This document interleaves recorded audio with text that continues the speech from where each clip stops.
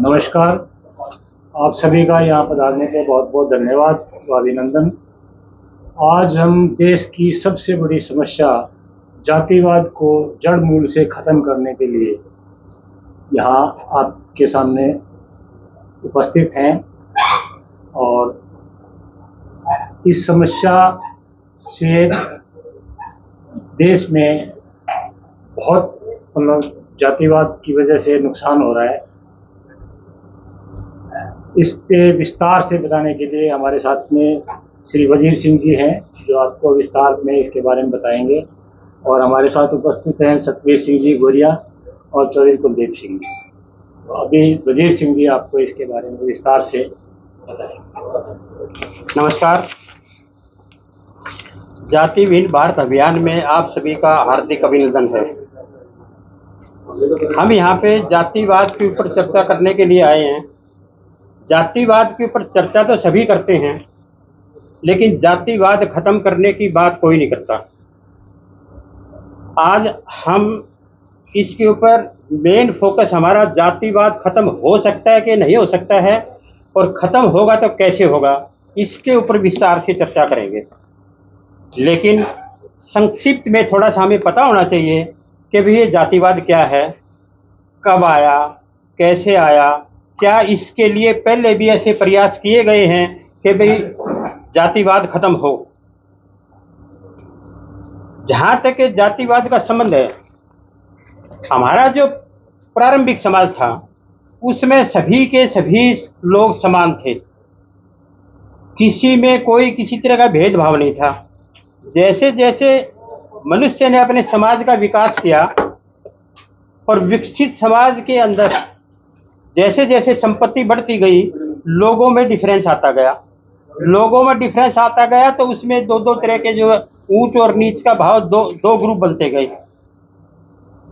उसके बाद धीरे धीरे करके जैसे जैसे समाज और विकसित हुआ, तो जैसे जैसे काम धंधे बढ़े, उसके अलग से अपने अलग अलग से और जातियां उसके अंदर बनती गई। जहाँ तक दूसरे समाजों का संबंध है, उन समाजों में या तो उसकी एजुकेशन कितनी है, या उसका स्टेटस कितना है, या उसके पास संपत्ति कितनी है, इसके हिसाब से वर्गों का विभाजन हुआ है। लेकिन हमारे यहाँ एक अलग इन चीज़ों को छोड़ के जातिवाद की वजह से जो जाति का जो समाज बना है, वो सारे दुनिया के समाजों से अलग है। जाति क्या है? जाति की कोई परिभाषा एक तो नहीं हो सकती, लेकिन हम उसकी जाति की विशेषताएं क्या है उसके बारे में थोड़ा सा बात कर सकते हैं। जाति एक परिवारों का एक संगठन है। कोई भी एक जाति ले लीजिए, आपसे यादव ले लीजिए, ये एक परिवारों का संगठन है जिसका नॉर्मली एक पेशा है, चाहे वो खेती करता है चाहे कोई भी करता है, और अपने को एक ही पूर्वज की संतान मानते हैं। और जो यादव है उसकी आने वाली संतान भी यादव ही होगी। ये सबसे बड़ा डिफरेंस जो हमारे जातिवाद में है। बाकी दूसरे समाजों में इस टाइप की व्यवस्था नहीं है। अब आगे बात जातिवाद की उत्पत्ति कैसे हुई। ये जातिवाद हमेशा से नहीं है, समाज सारा बराबर था। हमारे यहाँ अगर जातिवाद की बात माने तो ऋग्वेद जो 1500 ईस्वी पूर्व लिखा गया था, उसके 90वें अध्याय के अंदर 10वें मंडल के, उसके अंदर 4 वर्णों की बात आती है पहली बार 1500 ईस्वी। इन 4 वर्णों में से जो फिर शादियां आपस में मिक्स होके गई हैं, धीरे धीरे करके उसमें जातियां बढ़ती गई हैं। 500 ईस्वी तक जातियां जितनी भी थी सारी कर्म के ऊपर डिपेंडेंट थी, कोई जन्म आधारित नहीं थी। सूत्रकाल के टाइम में 500 ईस्वी के आसपास ये जो जातियां हैं जन्म आधारित हो गई, और वही जो जन्म आधारित जो वो जातियां हुई हैं, वही हमारे देश के लिए और भारतीय व्यवस्था के लिए सबसे बड़ा खतरनाक स्टेप वो 500 ईस्वी काल का था। उसके बाद 184 एडी में मनुस्मृति लिखी गई है। मनुस्मृति लिखी 184 AD में, उसने इसमें पूरा कोड दिया है। उसने जातियों के अपने अपने जो है कर्म लिख दिए हैं, और जो ब्राह्मण है, ब्राह्मण को सबसे ऊपर रख दिया, फिर क्षत्रिय को रख दिया, वैश्य को रख दिया और शूद्र को रख दिया। जब तक उसने मनु ने मनुस्मृति लिखी है उस टाइम तक भी हमारे समाज में सिर्फ 28 जातियां थी, 184 AD तक। फिर जैसे जैसे काम धंधे बढ़ते गए और जैसे जैसे आपस में शादियां होती गई एक दूसरे की ग्रुप्स के अंदर, वो नीचे आते गए, और धीरे धीरे करके जितने भी काम धंधे बढ़े हैं, काम धंधों कर क्या होगा, मान लिया कोई कारपेंटर है, उसकी जो स्किल डेवलप हुई है, उसने वो स्किल सिर्फ अपनी औलाद में दी है, उसने अपनी औलाद में दी, वो एक अलग से जात बन गई। मैक्सिमम से कुमार की लगा लो, सैनिक की लगा लो, सारी लगा लो, और आज ये जातियां ऐसे करते करते हमारे समाज में 4000 से ज्यादा जातियां हो गई। अब ये जो 4000 से ज्यादा जातियां हुई हैं, इसमें सबसे जो नुकसान वाली बात रही है, जो भेदभाव हुआ है हमारे आपस में, जो ब्राह्मण आ गया, क्षत्रिय आ गया, वैश्य आ गया, शूद्र आ गया। मनुस्मृति में शूद्र को सबसे नीचे रखा गया, उसको अपमानजनक और घृणात्मक जो स्थिति में लाके छोड़ दिया। उसको कोई काम नहीं दिया, सिर्फ इस काम के लिए रख दिया कि ये सेवा करेगा। यहां से हमारे समाज का सबसे जो घृणात्मक जो सिचुएशन है ना, यहाँ से शुरू होती है। उनको कभी भी किसी भी टाइप का अवसर मिला ही नहीं है, और जैसे जैसे चलता गया ये भेदभाव सिर्फ ब्राह्मण और नीचे शूद्र में नहीं, अब जातिवाद में एक एक में चलता गया। बाबा साहब अम्बेडकर ये कहते हैं कि भाई जो जातियों के अंदर भेदभाव है, जैसे एक जाति अपने से नीचे की, नीचे वाली जाति को हमेशा वो अपमानजनक और घृणा की दृष्टि से देखता है, और अपने से ऊपर वाली जाति को वो उसको सम्मानजनक देखता है। कोई भी एक जाति लगा लीजिए, मान लिया हम हीर लेते हैं, हीर अगर वैश्य को देखेगा तो उसको सम्मानजनक तरीके से देखेगा, अगर नीचे से देखेगा तो उसको अपमानजनक तरीके से देखेगा। और यही असली ब्राह्मणवाद है।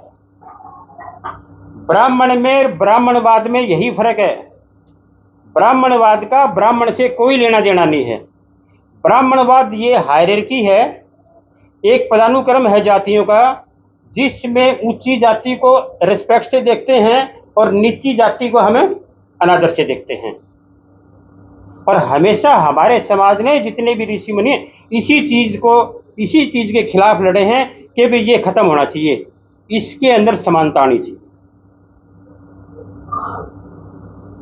अब ये मान लीजिए इतनी जातियां होगी, समाज के अंदर इतना वैमनस्य आ गया, आपस में एक दूसरे के वो कट रहे हैं। क्या कभी समाज ने या हमारे लोगों ने इसके बारे में सोचा है कि भाई ये खत्म होनी चाहिए कि नहीं होनी चाहिए? हाँ, 1500 ईस्वी में हम मान के चलते हैं कि हमारे जातियां शुरू हुई हैं।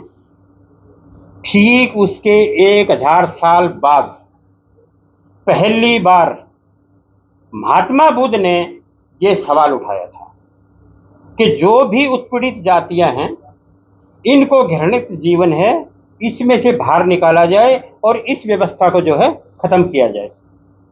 शुरुआत वहां से हुई है। 1000 साल के बाद लोगों ने महसूस किया है और महात्मा बुद्ध ने इसको सबसे पहले सवाल उठाया। उसके बाद 300 ईस्वी के अंदर मौर्य काल आया है। मौर्य काल में ऑलमोस्ट जाति व्यवस्था बिल्कुल खत्म हो गई थी। जो धार्मिक कानून उसने बनाए थे, क्या नाम है, मनुस्मृति के अंदर, जो उस टाइम पे लागू थे, मौर्य काल के अंदर वो ऑलमोस्ट खत्म हो गए। जो कानून शासन ने और शासक ने बनाया उससे चला है, और उसमें जातिवाद ऑलमोस्ट खत्म हो गया।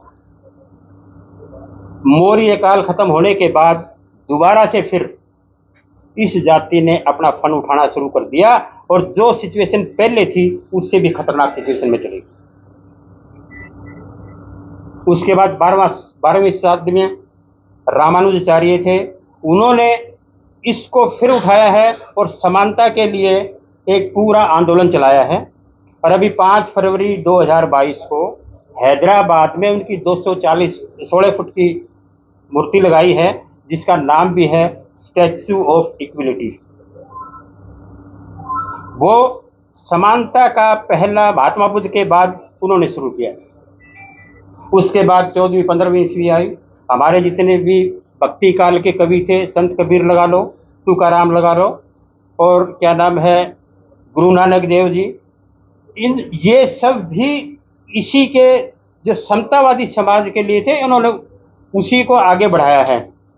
और जातिवाद खत्म करने के लिए, जो भेदभाव खत्म करने के लिए, उसके लिए इन्होंने काम किया है। उसके बाद महात्मा फुले आए, बाबा साहब अम्बेडकर आए, महात्मा गांधी आए। महात्मा गांधी ने 1935 में कहा था कि जातिवाद देश को बर्बाद कर रहा है, इसको जितना जल्दी समाज खत्म कर देगा उतना ही देश के लिए अच्छा है।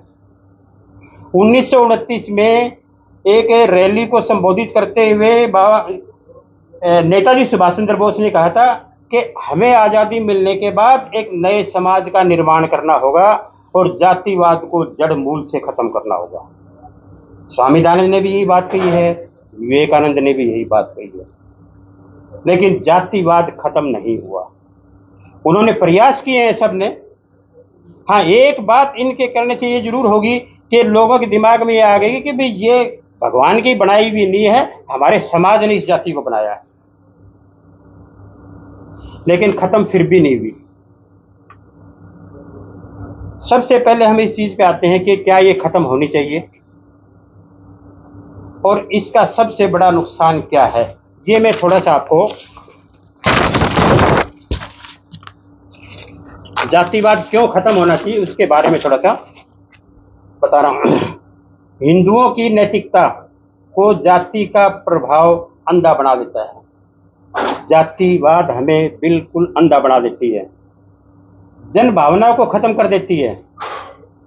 जातिवाद ने परोपकार की भावना को खत्म कर दिया है, जनमत को असंभव बना दिया है। हिंदू का जनमानस, हिंदू का सिर्फ एक ही चीज रखता है, जाति जाति जाति, इससे आगे उसका कुछ नहीं। उसकी जिम्मेदारी वह केवल और केवल अपनी जाति तक समझता है, उसकी वफादारी उसकी केवल जाति तक है। सदाचार उसका जातिबद्ध हो गया है, नैतिकता जातिगत हो गई है। योग्य व्यक्ति के लिए कोई सहानुभूति नहीं है, जरूरतमंद का कोई परोपकार नहीं है। ये सारी चीजें सिर्फ अपनी जाति के लिए है। अगर कोई आदमी अच्छा है, अगर मेरी जाति का है तो अच्छा है, और दूसरी जाति का तो कोई मतलब नहीं। हमने मदद करनी है, हमारी जाति का होगा तो हम आगे आ जाएंगे, और अगर दूसरी जाति का होगा हम पीछे हट जाते हैं। ये आज के दिन हमारे यहाँ नस नस में और खून के अंदर आ चुका है कि भाई जाति का जो है, अपनी ही जाति के बारे में, अपने ही उस संगठन के बारे में, उसी रेस में चलना है। जो जाति व्यवस्था का समाज है आज के दिन, वो एक ऐसे समाज का निर्माण कर रही है जो बिल्लियों और कुत्तों की तरह चलता है। वास्तव में जातिवाद भारतीय संस्कृति को खत्म कर रहा है। अब सवाल ये आता है कि भाई हमारे जितने भी ऋषि मुनि थे, समाज सुधारक थे, नेता थे, सारे ये चाहते थे कि जातिवाद खत्म हो, लेकिन जातिवाद खत्म नहीं हुआ। हम इस बात पे आएंगे कि जातिवाद खत्म क्यों नहीं हुआ। सब चाहते हैं, हर आदमी चाहता है कि जातिवाद खत्म हो, लेकिन एक भावना है कि वह खत्म नहीं हो सकता, ये तो सदियों से आ रहा है, खत्म होगा ही नहीं। ऐसा नहीं है, ये खत्म हो सकता है। हुआ क्यों नहीं, पहले हम उसके ऊपर बात करेंगे। जितने भी हमारे ऋषि मुनि थे, समाज सुधारक थे, नेता थे, कोई लगा लो, स्वामी दयानंद लगा लो, विवेकानंद लगा लो, महात्मा फुले लगा लो, बाबा साहब अम्बेडकर लगा लो, जितने भी जातिवाद के खिलाफ चल रहे थे, गुरु नानक देव लगा लो, उन्होंने लोगों के अंदर पूरी ज्ञान की भावना दी है, आपस में विश्वास पैदा करने की दी है, और ये बताया गया कि ये जो भेदभाव का जो है, ये समाज के लिए खतरनाक है। उनकी बातों को सबने फॉलो भी किया है, लेकिन जिन लोगों ने उसको फॉलो किया है वो थोड़े थे, लेकिन जो ये चाहते थे कि जातिवाद चलता रहे, उनकी संख्या ज्यादा थी, और वो इफेक्टिवली इसको खत्म नहीं कर पाए। दूसरा, आजादी के बाद की अगर हम देखें, हमारे संविधान में समतावादी समाज की परिकल्पना की गई है। जातिवाद को जड़ मूल से खत्म करके समतावादी समाज बनाने की बात संविधान में है। हमारे जो भी संसद सदस्य हैं या एमएलए हैं, सारे संविधान की रक्षा की बात करने की बात करते हैं, लेकिन इस बात को कोई नहीं उठाता कि हम समतावादी समाज बनाएंगे, जातिवाद को खत्म करेंगे। मंडल आयोग लागू हुआ था, उसका सुप्रीम कोर्ट में केस गया था। उस टाइम पे भी 9 जजों की बेंच ने यह बात बोली थी कि हमारे संविधान में जातिवाद को खत्म करना ही इसका जो मेन मूल भावना जो है संविधान की, जातिवाद खत्म करने की है। जातिवाद खत्म क्यों नहीं हुआ फिर जब सब चाह रहे थे? तो पहली बात ये, जब हमारे जितने भी समाज सुधारक थे वो जिन्होंने ये अभियान चलाया था खत्म करने के लिए, उस टाइम पे लोगों ने उनकी बात मानी, लेकिन कानून नहीं था उस टाइम पे। आज संविधान में प्रोविजन है, पार्लियामेंट कानून बना सकती है जाति खत्म करने का, लेकिन आज आवाज उठाने वाला कोई नहीं है कि जी आप जातिवाद खत्म करने के लिए आवाज उठाइए। कोई एमएलए, कोई एमपी, क्या आपने कभी भी ये सुना है कि भी उसने जाके किसी भी प्लेटफार्म के ऊपर बोला है जातिवाद खत्म करेंगे? मैं सिर्फ आपको एक कल की बात बताता हूं। 2 लीडरों का कल की स्टेटमेंट है। एक है आरजेडी के शिवानंद तिवारी और एक है भारतीय जनता पार्टी के जो हमारे जो ट्रांसपोर्ट मिनिस्टर हैं, गडकरी। शिवानंद तिवारी जी क्या कहते हैं कि हिंदू समाज ऊंच नीच और भेदभाव की बात करता है। हिंदू समाज में समानता को लेकर संविधान में विश्वास नहीं है। संविधान में समानता की बात की जाती है, लेकिन हिंदू समाज में भेदभाव की बात की जाती है। इन्होंने ये बात पब्लिकली बोली है, लेकिन ये नहीं कहा कि हम खत्म करेंगे। ये बात क्यों नहीं बोलते कि भाई जब आपको पावर दी है, आप कानून बना सकते हैं, आप सारी बात उठा रहे हैं कि भेदभाव हो रहा है, लेकिन जातिवाद खत्म करने की बात नहीं करते। कल गडकरी जी ने बोला है कि सामाजिक आर्थिक विषमताओं के रहते देश आत्मनिर्भर संभव ही नहीं है। तो ये सामाजिक कौन खत्म करेगा जी विषमताएं? ये तो कानून से ही होंगी। तो जब भी आपको कोई भी सामाजिक बुराई खत्म करनी है, छुआछूत की बीमारी खत्म हुई, इसका हमारा संविधान में प्रोविजन है। बाल विवाह खत्म हुआ, सती प्रथा खत्म हुई। समाज और कानून जब दोनों चीज चलेंगे, जब वो चीज खत्म होगी। समाज के बगैर कानून लागू नहीं कर सकते, और कानून बनाए बगैर आप किसी भी बुराई को खत्म नहीं कर सकते। आज जो हमारे समाज की पोजीशन है, उसके हालात ये हैं कि हमें जातिवाद को हर हाल में खत्म करना चाहिए। हर एक चाहता है, खत्म कैसे हो ये कोई नहीं बताता। हमारे पॉलिटिकल लीडर इसकी बात ही नहीं करते, उनको पता है कैसे खत्म होगी। अब हम इस बात पे आएंगे कि जातिवाद खत्म कैसे होगा। पहले तो मैं ये बता दूं कि जातिवाद खत्म हो सकता है। अभी पिछले दिनों 2019 की बात है मेरे ख्याल में, अभी तक ये बात हो रही 370 खत्म नहीं हो सकता। एक झटके में 370 खत्म हो गया, कहीं आवाज नहीं है। कब हुआ? संविधान में प्रोविजन करना पड़ा, 370 खत्म और जातिवाद खत्म करने के लिए भी हमें कानून बनाना पड़ेगा। जब हमारा संविधान बन रहा था, उस समय भी बाबा साहब अंबेडकर ने पूरा जोर लगाया था कि भाई हमें जातिवाद खत्म करना है।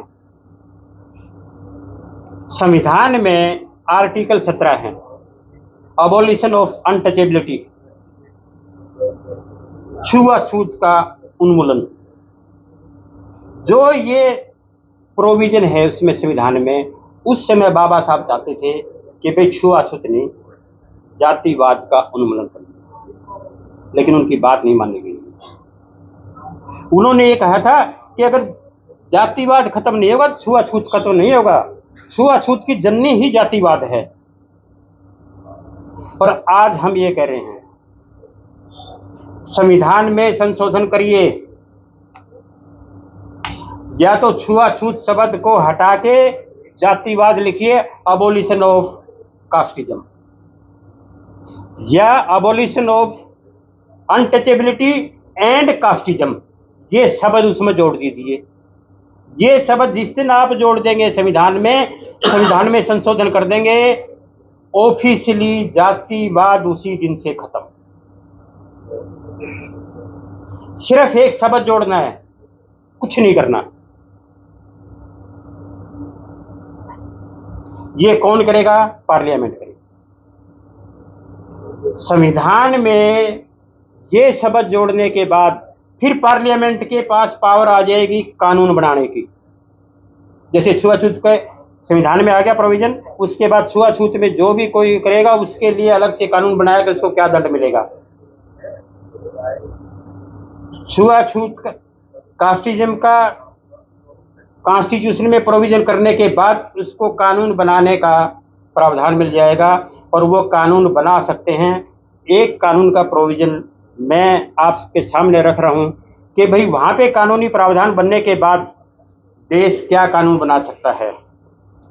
वो नया कानून बनेगा जिसमें ये प्रोविजन होगा। पहला, सामान्य श्रेणी की सभी जातियों को मिलाकर एक वर्ग बनाया जाए। थोड़ा तो संक्षेप में बताइए। हाँ, बस ये बिल्कुल संक्षेप में ज्यादा खत्म हो जाएगा। बस सिर्फ ये बताना है कि खत्म कैसे हो गया, फाइनल है ये। सामान्य श्रेणी की सभी जातियों को मिलाकर एक वर्ग बनाया जाए जिसे सामान्य वर्ग कहा जाए और सारी जाति खत्म, बस एक वर्ग।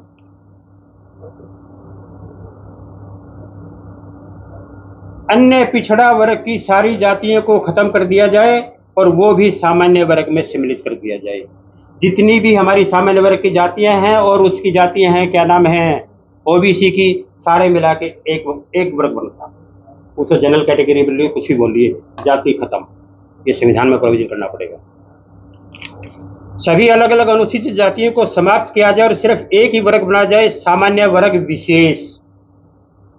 जितनी भी एससी की हैं जातियां, उनको खत्म करके एक जनरल कैटेगरी स्पेशल बना दें। और ऐसे ही एसटी की जितनी भी जनजातियां हैं उनको खत्म करा के वो भी एसटी की जो है स्पेशल कैटेगरी बढ़ा दें। और आज अगर हम ये करते तो हमारे पास दो कैटेगरी होगी, एक जनरल कैटेगरी और एक जनरल कैटेगरी स्पेशल। जो 4000 जातियां थी वो दो ग्रुप में आ गई। अब दो ग्रुप से हमने एक बनानी है। जातिवाद खत्म हो जाएगा इससे, लेकिन समतावादी समाज नहीं बनेगा। वो क्यों नहीं बनेगा? जितने भी हमारे एससी एसटी के भाई हैं, पिछले 2500-3000 हजार साल से जिस स्थिति में रह रहे हैं, हरियाणा पंजाब की बात छोड़ दिए, फिर भी थोड़े बहुत ऊपर आ गए होंगे, नहीं तो आज भी ऐसी पोजीशन है जो जंगलों में है, झोपड़ियों में है। उनको ये नहीं पता है 75 साल के अंदर भी कि आज़ादी क्या चीज है। उनके लिए हमें थोड़ा सा आगे आना पड़ेगा। हमने जो प्रोविजन दिया है कि वो जो तकरीबन 70% परिवार रहते हैं, 5 करोड़ परिवार बैठेंगे, वो उन 5 करोड़ परिवार को समाज और सरकार मिलके ऊपर उठाए। हमने जो प्रोविजन दिया है कि भाई एक मेंबर को 3000 रुपए या पूरी फैमिली को 15,000 रुपए हर महीने 10 साल तक दें। उसमें कंडीशन रखें कि एक तो 2 बच्चों की कंडीशन हो और एक जितने भी बच्चे पढ़ने लायक हैं कम से कम 10th और 10+2 और जो भी कौशल विकास योजना है उसके योग्य बनाएं। ये जो चीज है हमारी 10 साल तक उनको देनी चाहिए। इसके बीच में अगर कोई इसमें सक्षम हो जाता है तो उसको सीधा जनरल शिफ्टिंग उसमें कैटेगरी में शिफ्ट कर सकते हैं। जहां तक आरक्षण की बात है, आरक्षण के लिए भी हम ये करें कि एक तो जितने भी एससी एसटी कैटेगरी के एमएलए हैं, एमपी हैं, ए क्लास ऑफिसर्स हैं, बी क्लास ऑफिसर्स हैं, जो अच्छी इनकम करते हैं, वो सीधे ही सामान्य कैटेगरी में चले जाएं और विशेष में रहें नहीं।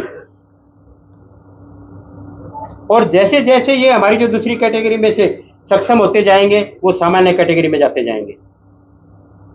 धीरे धीरे हमारे सब का इसके अंदर जो है एक जाके ऊपर जाके एक कैटेगरी बन जाएगी। इसके बाद छोटी छोटी चीजें हैं और जिसको हम कर सकते हैं। मंदिर है, मंदिरों में ओपन हो, इन मंदिरों के अंदर 30% कम से कम इनको सिखा के और जो ट्रेनिंग दे के पुजारी और मैनेजमेंट के अंदर इनका पार्टिसिपेशन होना चाहिए। जितनी भी राजनीतिक पार्टियां हैं 30% टॉप से लेकर नीचे तक SC ST कैटेगरी के जितने भी हैं उनके अंदर आप मिलाइए, उनको पावर दीजिए। समता जब ही आएगी। और हर पार्टी अल्टरनेट ईयर पे एक अध्यक्ष के बाद जो दूसरा अध्यक्ष बनता है सिर्फ इन ग्रुपों से बनाएं। ये 15 साल तक कम से कम 15 साल के अंदर अगर हम इस तरह से चलेंगे तो हमारा समाज जो है ना समतावादी समाज बन जाएगा, कहीं भी कोई फर्क नहीं होगी और फिर दोनों ग्रुप को हम मिला सकते हैं।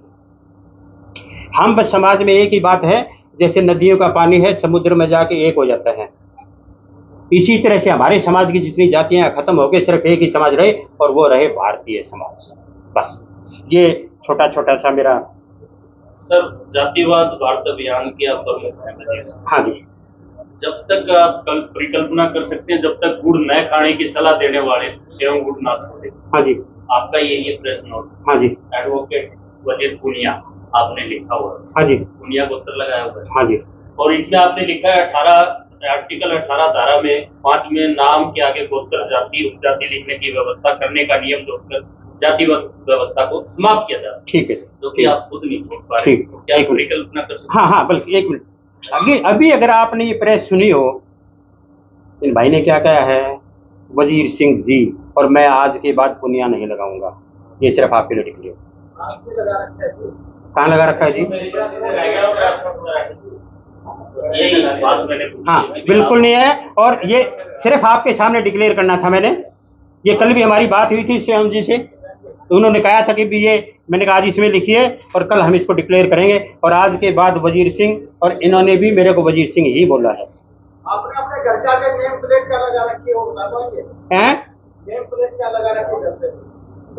Name plate. हाँ, जब हम यहाँ से जाएंगे चैम्बर की भी नेम प्लेट हट जाएगी और घर की भी हट जाएगी। जब हम ये कह रहे हैं कि जब हम समाजवाद को पहले तो ये देख लीजिए, मेरा सिर्फ आप लोगों से एक ही वो है कि आपके बात में एक बात आनी चाहिए कि जातिवाद खत्म हो सकता है, बस। लेकिन सर, जैसे हाँ। आप इतने जागरूक आदमी होते हुए रिपोर्टर के कहने पे आप हटा रहे हो, ये विचार आप पहले? मैंने रिपोर्टर के कहने पे नहीं हटाया है, आप ये समझिए। आप मेरी अगर YouTube चैनल है, आप उसमें देखिए आज से पहले से। आपके कहने से पहले ही मैंने इनको सिर्फ वजीर सिंह जी बोला था। वो ऐसा नहीं है, पुनिया जी बोलते हैं वैसे नहीं, ये बिल्कुल रिपोर्टर की बात आने से पहले ही मैंने इनको ये तो मान के चलिए। अच्छा ही। हाँ जी। और जी आप बताइए, आप कोई भी इस बारे में देखिए। एक इसमें एक चीज और है जो मैं आपको एक बात बताना चाहूंगा। जातिवाद की जो भी हमारे नीचे के भाई हैं, सबसे बड़ी समस्या है धर्मांतरण। देश की सबसे बड़ी धर्मांतरण समस्या इसी की वजह से है। जातिवाद खत्म हो, ये जो सिस्टम हमने बताया है, अगर इस हिसाब से अगर चलती है तो जातिवाद खत्म हो जाएगा, राजनीति से वंशवाद और व्यक्तिवाद खत्म हो जाएगा, धर्मांतरण खत्म हो जाएगा, नक्सलवाद खत्म हो जाएगा, और 5 करोड़ परिवार जो हमारे SC ST हैं, एक साथ एक ही टाइम पे जो भी हमारा समाज है मुख्य धारा में शामिल हो जाएंगे, और वही हमें समतावादी समाज की परिकल्पना करने में सफल बनाएगा। धन्यवाद।